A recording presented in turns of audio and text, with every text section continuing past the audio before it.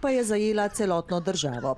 V UKC Ljubljana ugotavljajo, da do zapletov, zaradi česar je potrebno tudi bolnišnično zdravljenje, prihaja tako med starejšimi kot tudi pri mlajših otrocih. Ja, v zadnjem času beležimo kar tak skokovit porast ljudi z vročino in z respiratornimi obolenji.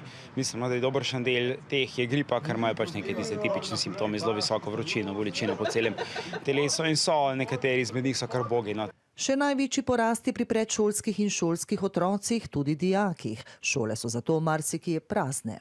Prejšnji teden je nekako manjkalo v povprečju od 110 do 120 otrok, kar pri nas pomeni dobra četrtina otrok. Zato pa toliko večji naval na urgence. Tudi urgentni center ima svoje omejitve. Te so vezane praviloma pri teh bolnikih in vseh ostalih na število opazovalnih postelj, ki jih pač premoremo. In teh je 39 pri nas, dodatnih ni možno namestiti in jih ni. In v takih primerih zaprosijo dispečerski center, da bolnike, ampak izključno tiste, ki jih pripeljejo reševalna vozila in niso življenjsko ogroženi, preusmerijo v druge bližnje urgentne centre. Iz Maribora še največkrat na Ptuj, kjer pa prav tako pokajo po šivih.